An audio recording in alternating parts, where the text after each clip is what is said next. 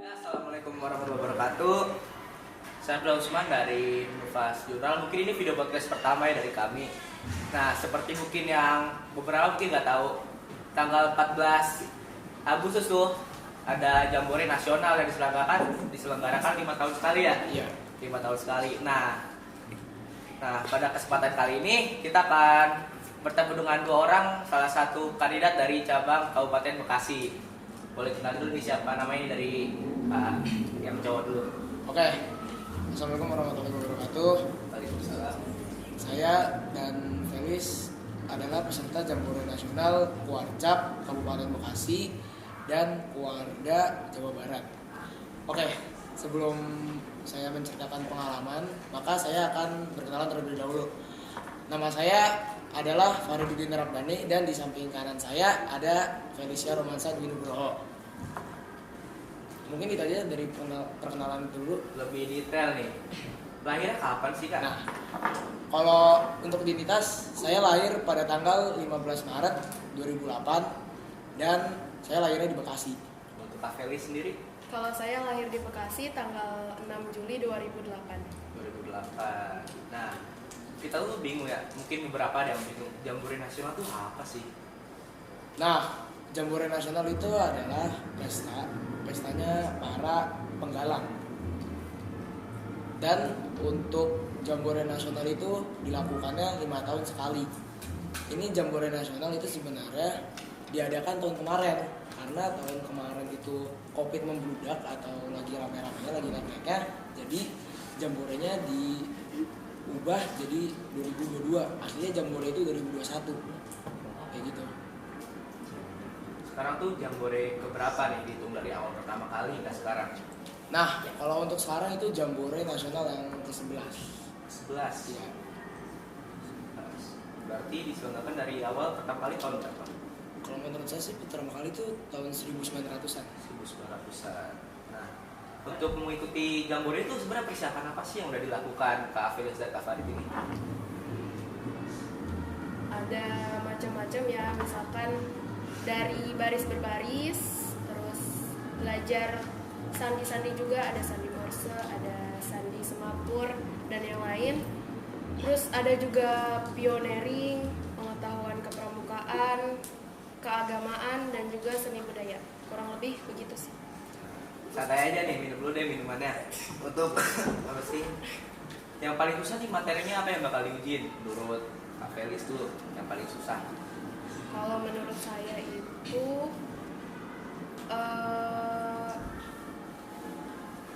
mungkin pioneering ya, karena kalau tali temali itu lumayan, kalau misalkan kita belum tahu simpul dasarnya itu lumayan sulit, tapi kalau misalkan kita udah tahu simpul dasarnya gimana, insya Allah itu selanjutnya bakal bisa. Untuk Kak Farid nih yang paling susah apa nih materi? Kalau menurut saya sih sama juga pioneering karena tali temali itu butuh kekompakan, jadi nggak mungkin satu orang nggak bisa tali temali. Jadi gimana ya? Tali temali itu di dalam pramuka itu sebenarnya wajib biar kalau buat ngebangun apa-apa itu biar lebih gampang dan membutuhkan tali temali itu maksimal 2 orang. Kurang. Iya. Jadi satu yang ikat, satu yang narik. Jadi ditariknya itu harus kenceng, harus berbarengan. Maksud kita kayak waktu latihan pramuka tuh seperti bikin papan tandu untuk angkat orang. Nah iya, Seperti itu. Nah, kita mundur dulu nih. Apa sih Kak yang membuat kalian tuh bisa memenuhi ini dalam pramuka hingga mengikuti Jambore Nasional 5 tahun sekali dan seleksinya mungkin susah banget. kalau pramuka sih, saya pertama join ya itu saat waktu SD. Nah, saat kelas 5 saya kan ikut pramuka wajib. Nah, terus saya diinvite sama pembina saya waktu SD itu suruh mengikuti LT1. LT1 itu lomba tingkat sekolah. Nah, saya ngikut tuh di situ tuh, diinvite sama pembina yang waktu SD. Nah, mulai dari situlah saya tekun pramuka dari kelas 5 SD hingga kelas 9 ini. Hingga saya mengikuti Jambore Nasional ke 11 tahun 2022. Kak Felis? Kalau saya kebetulan saat SD ya itu pramukanya belum terlalu aktif, cuma sekedar ikut ekskul aja dan pramuka wajibnya. Mulai aktif saya pramuka itu di saat kelas 7, tapi karena masih online ya, kelas 7 saya sudah mulai join organisasi Dewan Penggalang, terus diajak juga sama Kak Mariam untuk aktif. Saya juga ada minat di pramuka, jadi sampai sekarang bisa ikut Jambore Nasional. Mungkin banyak ya, ada yang dari mungkin pertama kali di invite, ada yang diajak, ada juga sih motivasi lain untuk ikuti pramuka seperti kekeluargaannya atau apanya gitu. Nah kalau motivasi lain itu, kalau menurut saya kan masa-masa remaja itu masa-masa yang aktif banget. Nah mulai sekarang hingga detik ini, kalau nggak mulai besok dan seterusnya, mulailah join kegiatan-kegiatan yang berada di sekolahnya masing-masing. Jadi kalau misalnya kalian mau lanjut sekolah yang lain, kalau misalnya nilainya nggak mencukupi, kan bisa tuh dengan cara bakat Prestasi. ya, prestasi jadinya begitu. Nah lebih baik kalian mengikuti banyak kegiatan biar di sekolahnya itu aktif dan bisa dikenalin oleh semua orang. Kak Felis, motivasi lain juga. Kalau dari saya sendiri itu di masa SMP ini kan kita masih awal-awal perpindahan dari masa SD. Nah di SMP ini juga kita baru dikenalin bermacam-macam organisasi, kayak ada OSIS, terus di pramuka itu Dewan Penggalang, terus ada lagi Paskibra dan yang lain. Nah untuk saran saya dan motivasi dari saya sendiri itu, kalau memang kalian bingung mau join ke organisasi yang mana nih, nah kalian boleh tanya-tanya, boleh cari tahu apa sih organisasi Paskibra, apa sih organisasi OSIS, apa sih organisasi Dewan Penggalang.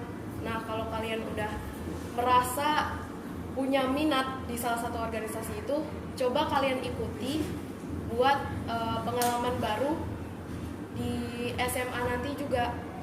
Jadi kita melatih skill, soft skill dan juga hard skill di SMP ini yang nantinya juga bakal berfungsi di SMA. Itu aja sih. Banyak sekali tuh motivasi untuk pramuka. Nah, saya untuk proses masuk ke Jambore itu seperti apa sih? Seperti mungkin dipilih atau mendaftarkan diri, itu seperti apa sih cara masuk ke Jambore Nasional itu?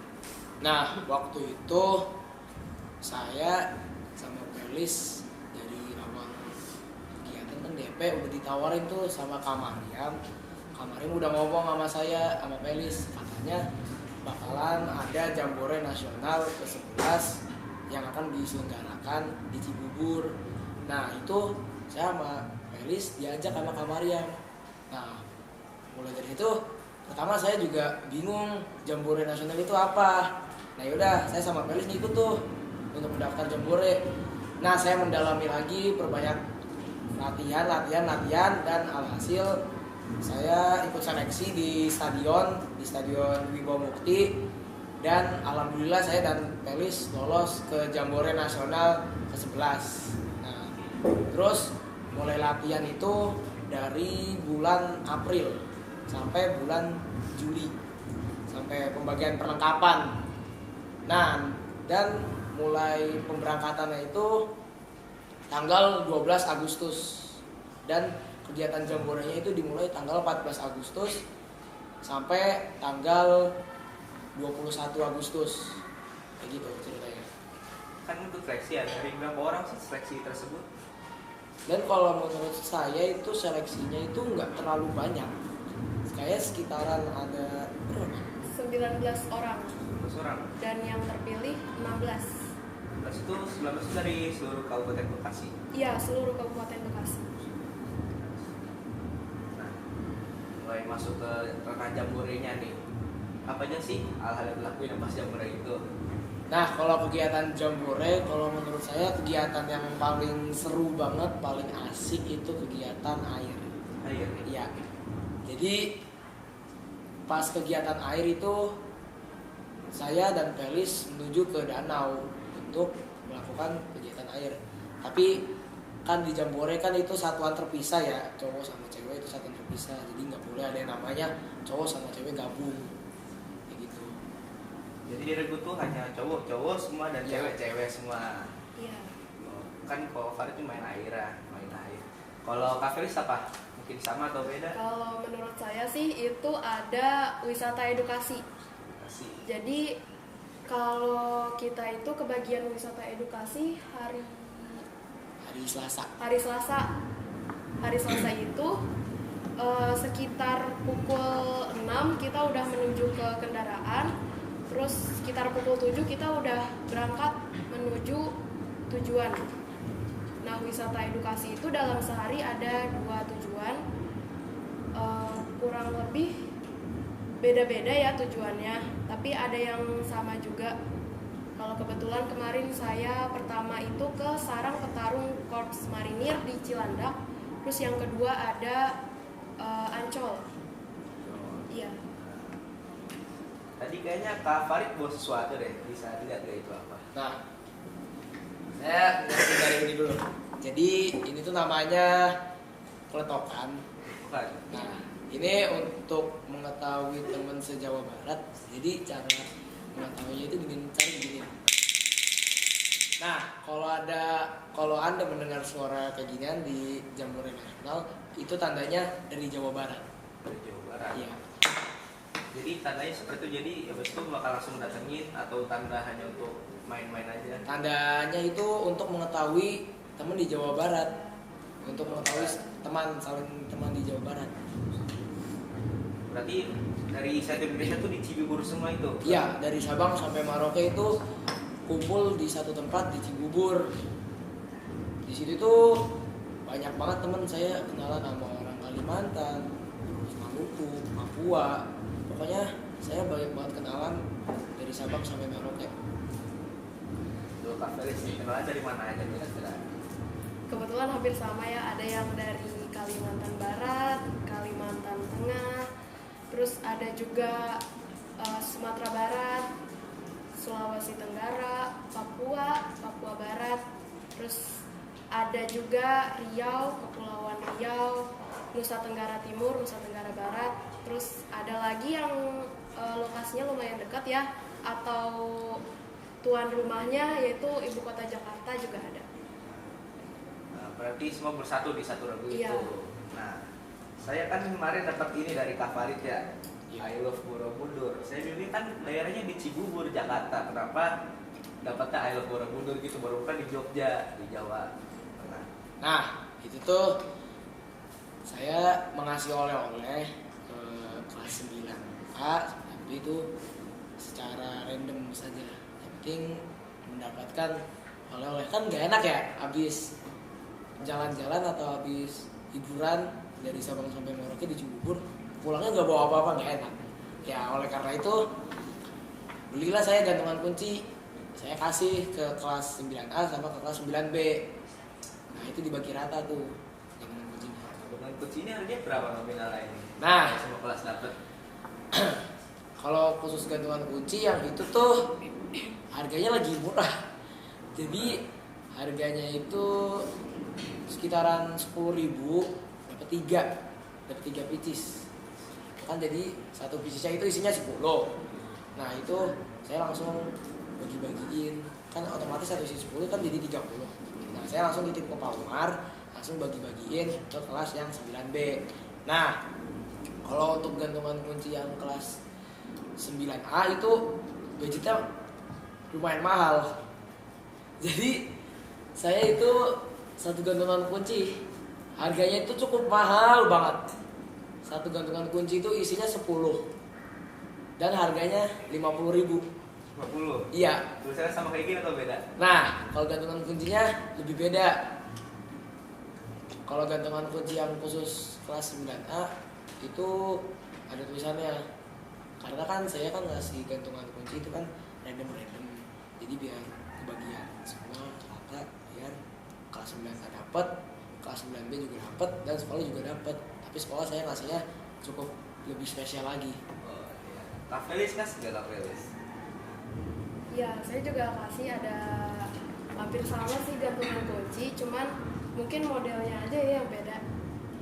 Kalau gantungan kunci itu kalau nggak salah ya, dalam satu bungkus itu dia ada isi 20 gantungan kunci, dan itu harganya sekitar 45.000. Iya. Nah, saya masih bingung tuh dari satu jamur itu isinya berapa orang gitu semuanya itu? Nah, untuk peserta Jambore Nasional itu waktu itu saya dengar ada 9.000 ya, Bel? Ya, kurang lebih 9.000. 9.000 peserta. 9.000 di satu tempat. Iya, Iya. 9.000 di satu tempat, dan itu tuh full kegiatan. Nah, untuk kegiatannya itu ada 200 berapa, Bel? Kurang lebih 208 kegiatan. Kegiatan ada 208, dan itu satu orang nggak mungkin kan 208 kegiatan satu-satu tuh. Nah, jadi itu 208 kegiatan itu dibagi-bagi per kempa. Kempa.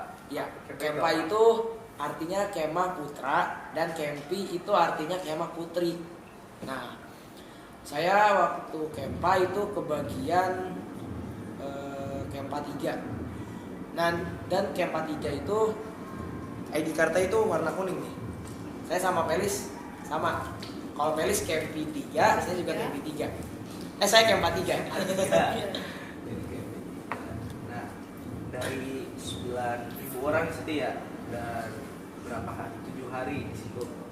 Ya, 7 7 hari. hari. Apa sih hikmah yang didapat dari situ, pelajaran yang keseruan? Hikmahnya dulu. Kalau hikmahnya sih saya alhamdulillah ya bisa berkenalan sama teman-teman jauh, sama orang timur, terus sama orang Jawa Barat ketemuan, sama orang Jawa Timur juga ketemuan, sama orang Jawa Tengah. Pokoknya saya banyak kenalan sama orang-orang di Indonesia dari Sabang sampai Merauke. Dan untuk mengenalnya itu saya biasanya cara pengenalan itu dengan cara nih tukeran bed dari keluarganya masing-masing. Ya, itu semua dapat dari teman-teman di sana. Ya, ini tuh bednya itu dapat dari teman-teman Jambore Nasional. Saya kenalan sama orang Sulawesi Selatan, terus sama orang Jambi. Habis itu Kepulauan Bangka Belitung, Kalimantan Barat, dan ada Banten, ada Aceh, sama ada Kalimantan Timur, ada Sulawesi Tenggara, Udah nanti durasinya dan panjang masih banyak lagi. Kalau Kak Felis juga sama tukeran bed juga. Iya, sama, ini saya juga bawa nih, tapi kebetulan emang karena banyak nanti durasinya nggak cukup. Iya. Jadi cara perkenalan di teman Jambore Nasional itu pakai cara ini, saling tukeran bed. Jadi bed yang keluarga Jawa Barat ini saya beli lagi di sana, bukan dicopot ya, beli lagi. Terus saya ajak tukeran sama orang-orang di Jambore Nasional. Cara tukeran itu saya gini, Kak, salam kenal, saya dari Jawa Barat, boleh nggak Kak kalau tukeran bed? Jadi kira-kira berapa bed lu dapat dari semuanya? Saya cuma dapat 7 ya. Kalau Kak Felis sendiri Kalau saya kurang lebih ada 18. hampir 2 kali lipat ya berarti. Iya. Nah, yang terakhir nih sebelum penutupan, motivasi untuk teman-teman yang menonton, motivasi mereka mungkin yang merasa pramuka susah banget pramuka nih ya, setelah ada kode pakai fluid, kode pakai bendera, terus banyak lagi apa sih untuk juga ke mereka motivasinya? Nah, kalau motivasi menurut saya, ayolah join pramuka, karena pramuka itu kegiatannya nggak satu doang, banyak kegiatannya. Mulai dari kegiatan baris berbaris, terus sandi-sandi, habis itu tali temali, terus kalau kegiatan pramuka yang menurut saya lebih seru lagi itu saka-saka. Saka-saka? Iya. Apa itu? Saka itu kepanjangannya apa? Satuan karya. Tapi kalau Saka itu kita bisa nemuinnya itu nanti di tingkat penegak atau di SMA. Iya. Kalau Kak Felis nih motivasinya apa? sih, jadi buat yang nganggep pramuka itu susah, pramuka itu ribet, itu emang benar adanya begitu. Tapi sebenarnya kegiatannya emang masih banyak lagi, banyak yang seru-seru kok.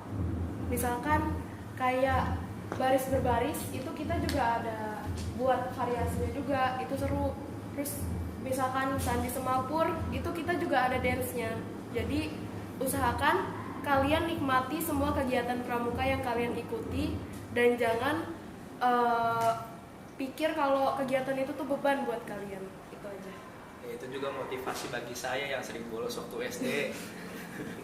Sering ke warung sebelah. Mungkin untuk SMP ini di tahun akhir ini bakal lebih sering buat pramuka. Nah, intinya tak kenal maka tak sayang. Nah, mungkin segitu aja Kak Felis, Kak Farid ya. Terima kasih sudah mau diwawancara. Assalamualaikum warahmatullahi wabarakatuh. Waalaikumsalam warahmatullahi wabarakatuh.